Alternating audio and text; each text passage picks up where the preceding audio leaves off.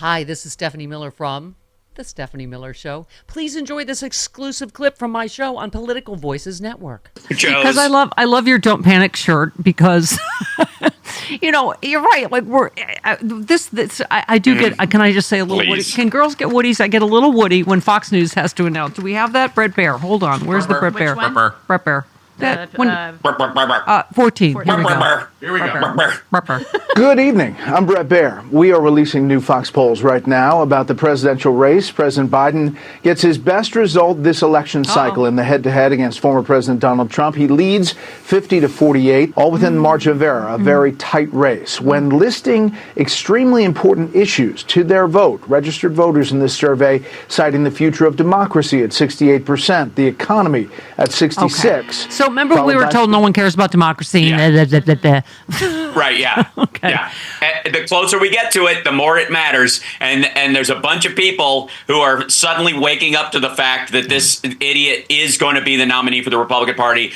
All this swap out talk, by the way, that kill meat stuff that you're talking about is because they're trying to tamp down the swap out talk specifically in the Republican Party, because everybody's watching his rallies, and I barely call them rallies anymore, because remember, he used to pull 30,000 people. He's now pulling less than 3 in all these places. I was personally at one. I'm here to tell you there was not 20,000. He is exaggerating everything by a factor of 10. If he says there's 20,000 people, there was 2. Right, and 2,000. That's pretty much how there was like 2,300 people at that gathering.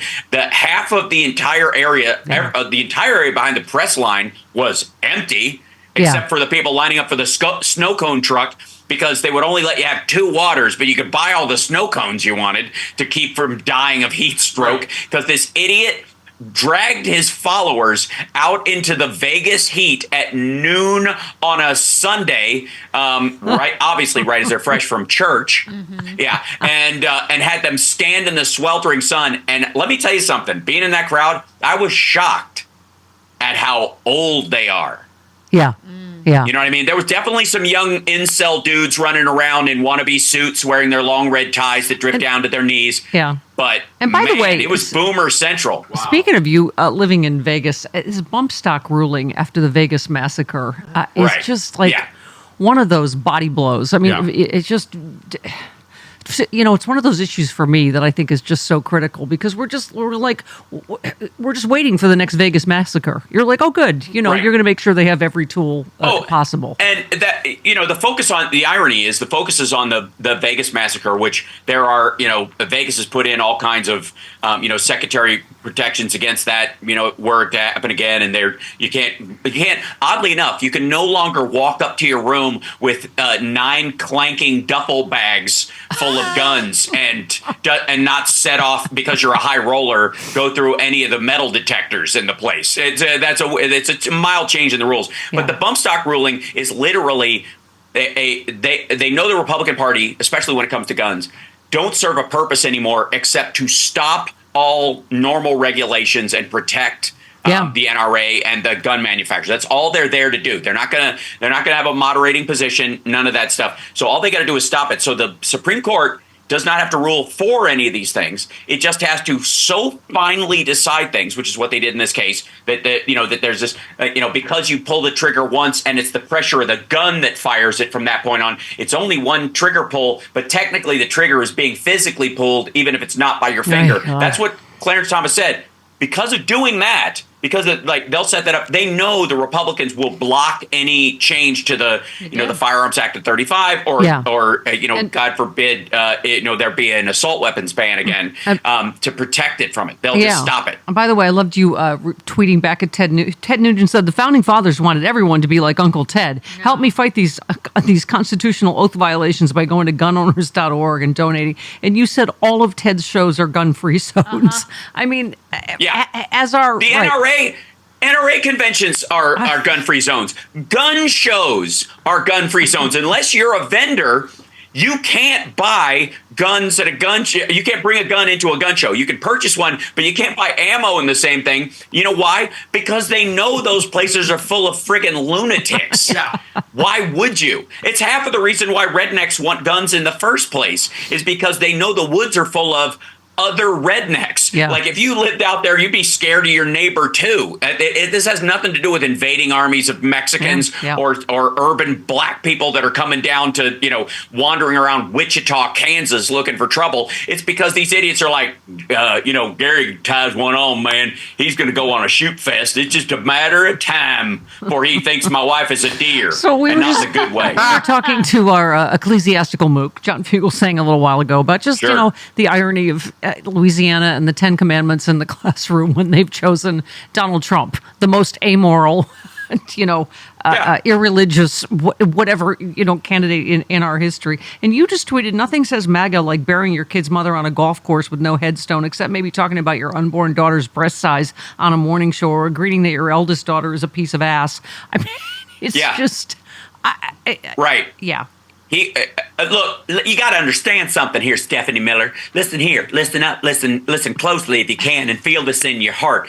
Wine doesn't care about the vessel. The Lord's beverage does not care if it is in an impure vessel, as long as it gets from here to there with as few leaks as possible. Now, I understand the man is a moral sieve, and I understand if you pour wine in it, the only thing that'll come out are maybe the chunks because it's been sitting. But otherwise, he is the perfect vessel for our time, because we don't want any of that Jesus wine to get from the place of worship to the actual courthouse or something like that. We want it all drained out by the time he gets there, so that we can get away with our crimes of moral turpitude and our hush money payments. Understand? All right. Okay. So I'm being hypnotized by your "Don't Panic" T-shirt. Do you? The only a couple of the polls. You're just like, ugh.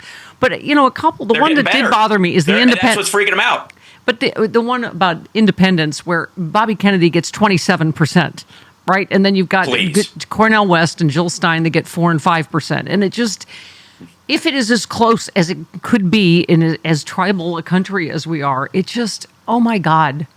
The fact that we are just, there are still people playing, what's the word? Grab ass with democracy, right? And just, willing to F around and find out about fascism. Yeah, well, let me just state it as plainly as I can. Anybody this cycle who's voting for Kennedy or Trump or Cornel West or Jill Stein does not care about women's rights and is insisting that women not only are a second-class citizen, but continue to be in the United States of America. Right now, because of decisions made in 2016, women are second-class citizens. I, as a male, do not have to worry about what state I'm going to move to determine which rights I'm going to have. I have all the rights I have in the entire country, no matter where I go. But women have to choose if they get a job opportunity, or they get, they're in the military and they get assigned to a base in a state where they have second-class citizen status because their periods are going to be monitored. If they're pregnant, they have to carry it to term, even if it means killing them. That is second-class citizen status. And anybody who's messing around with third-party voting in this particular instance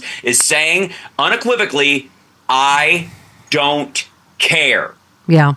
Yep. Amen. Other than that, I have no opinion. Yep, exactly. But it's all these issues, like Gaza, that obviously, and then we got confirmation that, of course, like Russian bots are back, trying to, all these divisive issues.